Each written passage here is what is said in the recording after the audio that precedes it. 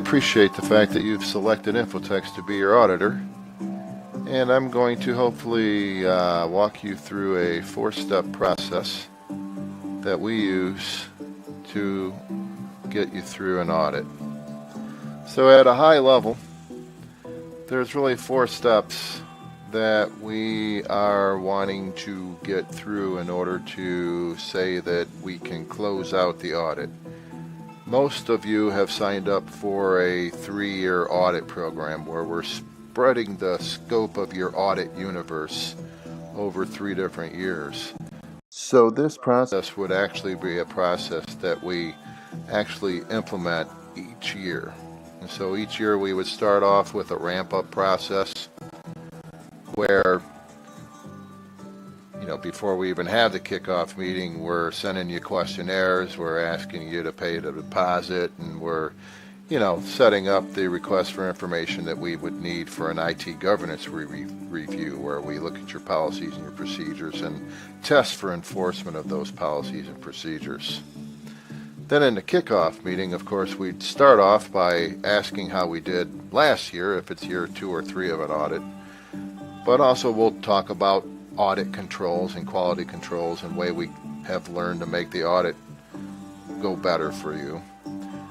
And then we'll go over the questionnaires that we've received back. The questionnaires are due before the kickoff meeting for good reason, because we plan to review them in the kickoff meeting. We'll schedule various dates, including when we plan to come on site, when we hope to get the response to our non-technical request for information, which is that document we send out that says, hey, we need you to gather all your policies and procedures, and also we need you to answer some questions, list out some committee memberships, start thinking about who we're going to interview. And then, of course, we'll review questions about expectations and that sort of thing. Then once we start the audit, there's actually 2 different types of testing that we do. We do blind testing and we do internal testing, or a lot of people call it the on-site testing.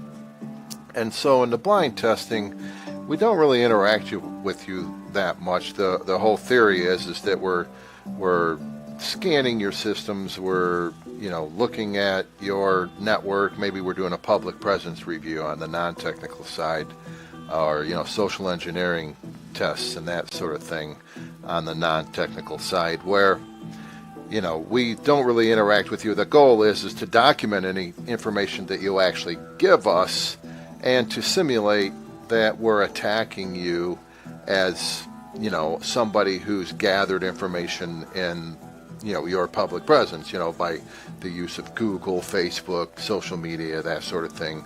Now, there is a certain type of test, what we call a semi-blind test. Pretext calling is the one that comes to mind, where once we're finished with the blind pretext calls, we'll ask you to send us some information so that we can simulate an attack by somebody that might have internal information. But once we're done with the blind testing, then we'll come on site, or we'll ship you a sensor and conduct various tests, both from a technical and a non-technical perspective. Network configuration audits, virtual environment reviews will require a technical person to usually come on site for about a day. If there is no technical test scheduled for a particular audit year, the technical team will still review your network diagram that year, but the non-technical person will probably gather that diagram and ship it off to the technical person. One of the main things we require in order for us to get through our on-site work is an internet connection. And so, when we arrive, we're expecting that you'll put us in a conference room or a board room or the dungeon, if you have one, where we will be able to work off of an internet connection. Yes, it is true that we're not always working solely on your audit the entire time that we're on site. As you can imagine, we're answering questions from other audit clients, maybe setting up debriefing meetings, that sort of thing, with other audit clients while we're on site. But more importantly, all of our audit tools are kept for security reasons in one data center that we remotely access from your organization's network. Another thing to know about our on-site time is that some of our interviews might require that we actually go to the interviewee's office and sit down and watch the interviewee use their computer system. But most of the interviews we will want to conduct in that conference room, and we'll want to have the ability to keep that conference room private for the reasons I just listed. Finally, before we leave our on-site time, the non-technical lead auditor will have an exit interview with you to discuss some of the findings we see coming up in the proposed report. We reserve the right to add more findings as we discover them, but usually by this time we can let you know some of the big issues that we might have to discuss, as well as some of the advisory comments is what we call them. Those issues that they might not be reportable, they might not warrant being in a report, but we want you to know that we discovered them for various reasons. Once we get to the final process, then the debriefing process, you should be pretty aware of where our findings are going to be arising, and we strongly encourage you to arrive at the final confirmation meeting with a spirit of, I'm going to push back if I think these findings are burdensome, are risk ranked incorrectly, or just simply incorrect. You can help us understand the implications of the findings. You can help us maybe reword the findings to present them in a more positive light. And a lot of times you will help us, remove findings, because it truly is a final confirmation meeting. A lot of times, if you can help us become aware of mitigating or compensating controls when taking them into consideration, we might be able to drop a finding. But at the end of the day, if we agree to disagree, then you do have the management response process, which is a very important process, not only to document what you plan to do about the findings where you do agree with us, but also what your plans are when you, disagree with us, why you disagree with us, and that you plan to have the board accept any compliance risk related with the disagreement in our finding. We encourage you to use your letterhead, but you can also just give us a Word document and we can populate the overall recommendation section of the report if you'd like. The main thing we're really sticklers about, though, is we need that management response back in 10 business days. Now, when you get the report, what you will find, we send the final report to you, the proposed report and the final report to you in this format, where there's a PDF that's actually the report, and then we have a folder with all your work papers in it. It makes it easier for me to see what I'm looking at. But what you'll see here is that we include various matrices. If you're, this is a full report, by the way. So if you're doing a vulnerability assessment, we'd have a matrix. If you're doing a configuration audit or a virtual environment review, there would be a matrix for that. If you have an IT governance review, we have a matrix that just basically establishes all the findings, both high and moderate risk findings. We also will put low risk findings, or what we call advisory comments, in a different document, but they're not reflected in the report at all. We also then will have journals for password file analysis, pretext calling, physical breach attempts. We do a public presence review for some of our clients. All depending on what type of audit we do, we will include journals if they're required by our audit processes. We also then are pretty proud of the fact that we actually provide the scans themselves. We provide the results of the MSAT scans, and if you're a technical person, you probably see this is the results for password file analysis, with passwords redacted, by the way. But from the non-technical perspective, then, what we're very proud of is that, not only do we provide, guidance information in our work papers, so it's easier for you to, feel comfortable that, yes, this is exactly, what we're talking about, but we'll also include, these are boilerplates. These are actual, documents that are templates that you can use. These are templates for incident response testing, as an example. This particular audit report showed an issue with incident response, and so we provided as starting points all these different templates. Then finally, I just wanted to show you, this is the proposed report that you will receive. And again, this is the final report. It'll be based on this. It won't have the word draft in the background, of course, and it'll say final report here. But it's organized in this fashion. There's an executive summary that we encourage you to provide to your management, to your board of directors. We make it very auspicious, so that it's very easy for the board to see that yes, they were supposed to get the executive summary, that they did not have to, read the rest of the report. But then the executive summary, one of the things we're really proud of is we have this color-coded rating system that we use, where green is excellent, yellow is satisfactory, brown I should say is needs improvement, this color here is orange, that means unsatisfactory, and then red is critical concern. And so this is really a good snapshot of the whole audit. It helps you understand how well you did overall, as well as with each individual test. The executive summary then is really meant to be a one-page or two-page document that just is really to help the organization understand not only, here's what we found, but here's the recommendations that your management team will be working on. Engagement parameters is where we document everything that we looked at.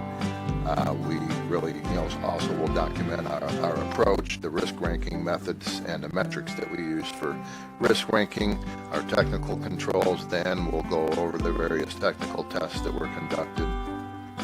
Our IT governance review is where we look at previous year's findings, as well as we've spread various audit scopes over the course of 3 years. The threat controls are all the security awareness, the social engineering tests that we have performed, and that sort of thing. We do always look at public information and help you understand which, where some vulnerabilities might be in terms of various organizations that have been used, and Facebook names that might have been set up that are similar to your organization's Facebook name, that sort of thing. And then we put all the recommendations in one place. We try to keep them as brief and concise as possible. The work papers is where we spell it all out.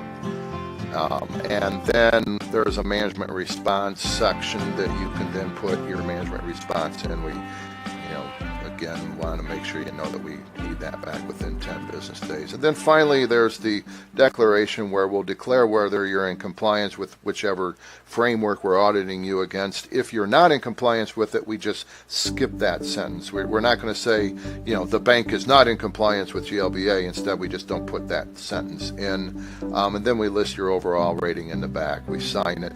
This isn't signed, of course, because it's a draft report. Once we've gone back and forth with the management response, and by the way, in the final confirmation meeting, if there are a lot of changes, don't be afraid to ask us for an interim report. We'll just, we'll send you a report that basically shows you what the report will look like with the changes that we made. If it's just one or two changes, or, say, hey, we spelled somebody's name wrong, we'd rather not have to send a whole report for that purpose. But the interim report is free. It's part of the debriefing costs that we've already, lump summed, built into our fees. We also can debrief your audit committee or your board of directors. We'd be happy to provide awareness training during that debriefing process. And then finally, once the debriefing process is finished, what we also want you to know is it's very often hard for you to ask for clarifying questions during the final confirmation process and during the debriefing process, because you haven't gotten your arms around both the findings and the guidance that the findings might be based on. And so don't be afraid to reach out to us throughout the year. It won't cost you if it's not going to cost us a lot of time. If we can answer a question, email here or there. Also, as new guidance comes out, don't be afraid to reach out to us about that. It's very often the case where you're going to want to know, hey, is this going to be something that's included in the scope, or is it too expensive for you to include it in the scope, or is there something that I should be writing an addendum for so that I can have you review this, because we'll be ready by the time you come in to audit us, and we want to know how we're doing against guidance. So can we kick something out of the old scope so that we don't have to increase our budget, or are we going to have to bump the budget up, or whatever? Finally, sometimes new guidance is so far-reaching that it might require a different audit process. And so be thinking about a potential addendum for your third year to address any kind of new guidances. Very often we can swap out an audit that we had designed into the IT audit program that is not necessary or as important as an audit focused in on the new guidance. Well, I hope that you enjoyed this movie that tries to bring you up to speed on what a typical audit looks like at Infotex. If you have any questions, we look forward to them in our kickoff meeting. Thank you very much.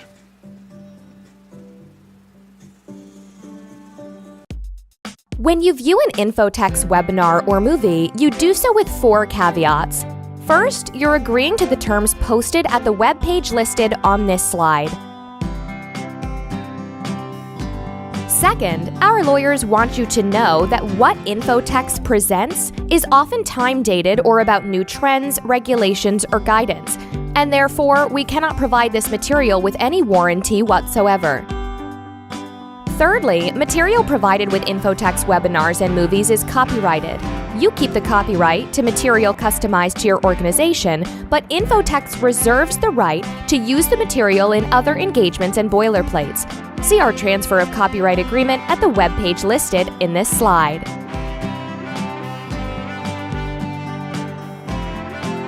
Finally, those who view our webinars or movies may be added to an email mailing list. If you do not wish to receive notice of additional educational opportunities, please accept our apologies and please opt out at the web page shown on this slide.